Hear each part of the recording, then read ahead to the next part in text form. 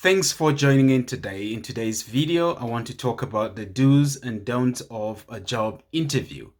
It is not surprising that a strong job interview is key in securing a new position. And so I want you to pay attention to the things I'm going to be discussing in today's video. Going forward, as you prepare for that next job interview, you should be conscious about the task. And part of being conscious is paying attention to some things you should do and some of the things you shouldn't do in the actual job interview. And so I'll be going through the list of things here. And if you are preparing for a job interview, you may want to pay particular attention. And so to ensure you put your best forward, I want to point out that it is important to outline some common interview errors. It is very important to highlight some of the things that might act as a pitfall and work consciously to avoid those things during the job interview.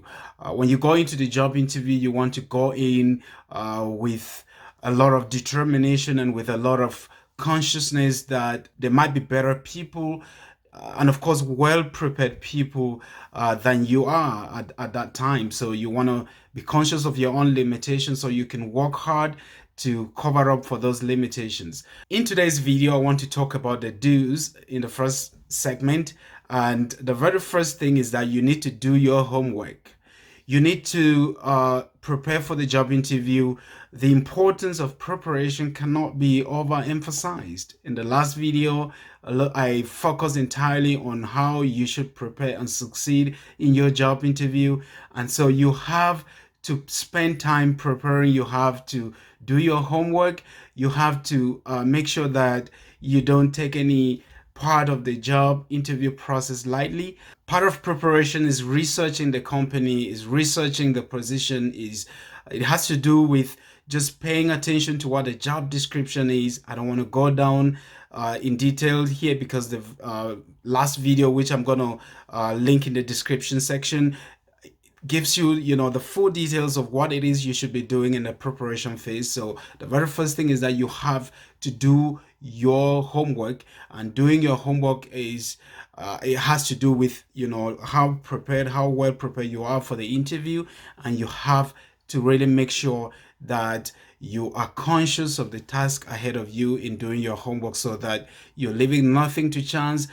You are making sure here that you have all the materials and that you practice the interview materials and that you are conversant with the job description and that you're well versed with what it is that is expected, and that you have some of the questions, the common questions that are asked in job interviews at the back of your mind, and that you're preparing with these questions in your mind.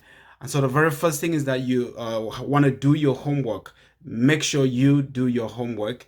And the next thing under this the do's is that you have to make a first good impression.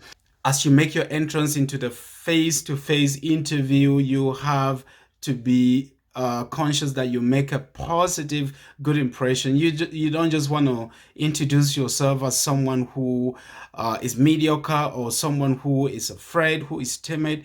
You want to make a positive impression in the way you carry yourself into that hall or into that room, and the way you greet your interviewers. You are upfront letting them know that you are prepared and that this is the person who is supposed to fill that position. So you are announcing yourself in the way you greet them as you enter that hall, that room, and you are making sure that you frame your thoughts carefully, your words carefully, and that your language is the language of a winner. So you have to speak like someone who is expecting nothing else but a positive outcome from that interview. In order to have a very positive first impression, you have to be conversant, or you have to be familiar with the environment. You have to be familiar with even just looking at people face to face. Maintaining eye contact is very important. You have to be sure that the things that you have said in your CV are reflecting the things that you are saying in the actual job interview, and that you are demonstrating that those things weren't just haphazardly put into the paper, but that they represent who you are and that you are the greatest asset that the company should have. So you have to demonstrate that in this first impression. So your first impression counts. So make sure that you demonstrate a positive first impression.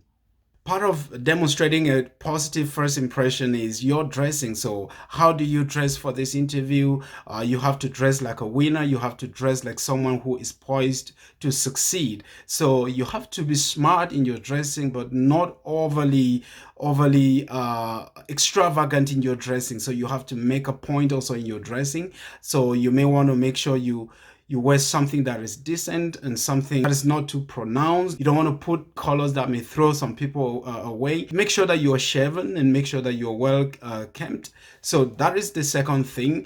And I want to move forward to talk about the next thing, which is listen and respond accordingly. So you have to demonstrate that you are a good listener in the job interview.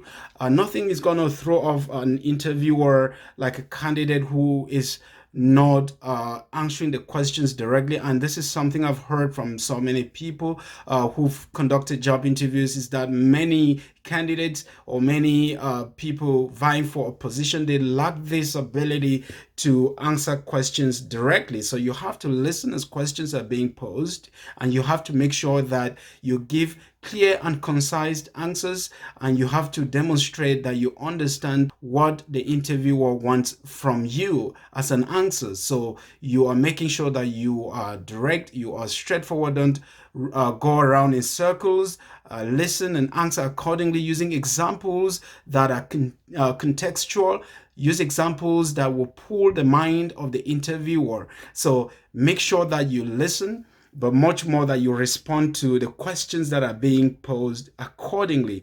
The next thing is that prepare smart, open-ended questions to ask the interviewers. So whoever is interviewing you, make sure that you ask them a question at the end. So this is a do, and you have to remember that the interview is not just a one-way street. It's supposed to be a two-way street where you are being asked questions, and as a smart candidate at the end of the interview process or the interview session, you should be able to ask an intelligent question or intelligent questions to the interviewer. And this, as I have demonstrated in the previous video, is what is going to set you aside from other candidates. It's going to distinguish you from other candidates because it's going to show up front that you are someone who thinks, and that under pressure you are still able to come up with a question, and that you are thinking through that process of being interviewed. You are still able to frame a question, and so you don't want to leave it to chance and hope that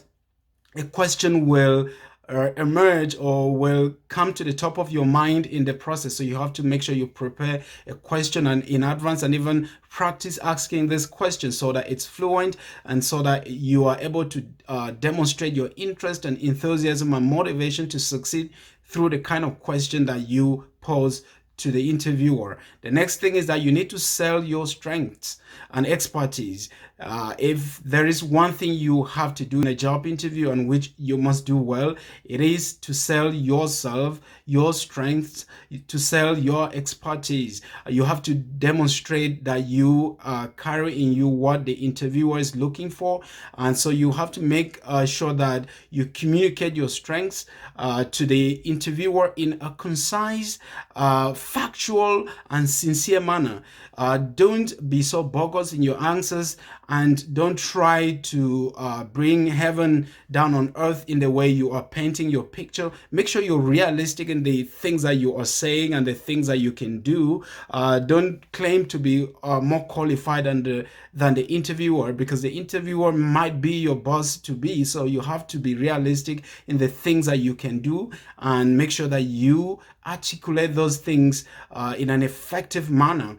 So These are the things that you should do in a job interview. And in the next part of the video, I want to talk about the things you shouldn't do. So pay attention to this. The very first thing that you shouldn't do is don't speak poorly about your present employer or your former employer. No, there are many of us who go into a job interview and we still hold a job. We're still employed, or we are moving from one job to another, or we've had employers in the past. It's important not to berate your current or former employers. It is important not to take aim at the employers, and sometimes it's very difficult to avoid this, because I know many of us will be asked, why are you moving from your current employer? This is a common question, and some of us will say, oh, the pay is so terrible, the work-life balance is so terrible, the relationships are so terrible. So if they are that terrible, what was it that you did to make that work environment good? So you should be able to avoid speaking negatively about your current employer or your previous employers. Find something positive to talk about them instead, and talk about the fact that you've learned from them. You are a better person because of the experience you're bringing from your previous employer. So avoid going down that rabbit hole of speaking negatively about your present or former employers. So it is going to be a very big red flag to anyone interviewing you if you start to criticize your current or previous employer. So then next thing is, don't falsify information. This is very important. A lot of us, we want to brand ourselves and we want to be appear so special, and so we say things or that don't truly represent who we are. So you have to make sure that in your CV and in your cover letter that you are accurately representing yourself. Don't falsify information, and especially when you go into the actual interview, when you're being asked questions, make sure that you're truthful in your answers and close to the point as possible. Explain and describe things about yourself that relate to the position on offer and truly reflect your past experience. So don't be so abstract, and don't say things that are not practical, things that clearly don't reflect who you are. Someone looking at you and relating the facts that you are spurning out, or the facts that you are bringing forth, they should be able to relate these things with your personality and with who you are and the things you have in your CV. So make sure that you are truthful, and make sure that you are not saying things that will throw off the interviewer. I know a lot of us, we want to just make sure that we stand out truthfully, stand out sincerely. The next thing is that don't speak over the interviewer. A lot of us, we want to jump straight into answering questions to the point where you don't give the interviewer the chance to even finish asking the question. That is going to be irritating, and that is not a good thing to do. So make sure you allow the interviewer to ask the question to the very end. And like I've said in the previous video, sometimes give it a pause, maybe 2-3 seconds before you answer the question, to demonstrate that you are thoughtful and that you are someone who gives attention to what they are about to say, that you're not careless with your words, that you're framing your thoughts, and that you are someone who is very thoughtful.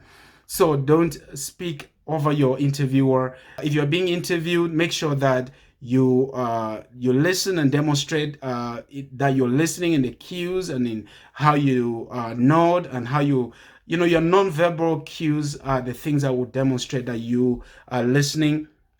And please make sure you don't interrupt the interviewer. Make sure they ask their question before you step right in to give an answer. And the next thing is that, which of course is the second to the last thing, is that don't assume that it is not an interview. Sometimes we're called on the phone prior to an interview and we are just so careless about the things we say. We don't give answers that are thoughtful because we think, oh, that is not important. Make sure that if you're in an interview process, whatever email, whatever correspondence, whatever call you receive from your prospective employer, that you are giving answers that are thoughtful and accurate. So don't take anything for granted. Don't take any communications for granted. And when you are in a job interview, make sure that you demonstrate that you value what you are vying for, that position, that you want to have it.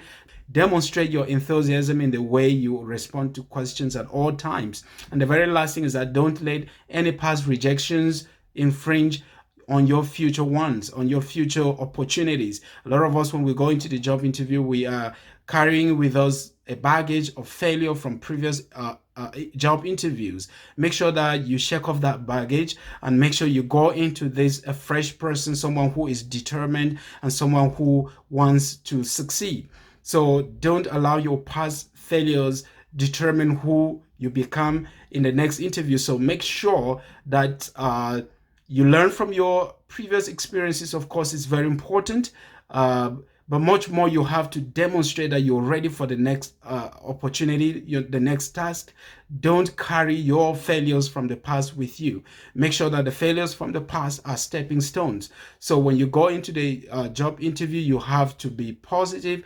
And if you have several interviews lined up, try to leave some space between the interviews so that if you didn't perform well in one interview, that that poor performance or the fact that you didn't put up the show you expected shouldn't demotivate you going into the next one. So if you pack yourself with so many interviews in a line, it might be very challenging. So the important thing here is that you shouldn't let the rejections from the past infringe your next interview or your next opportunity to succeed.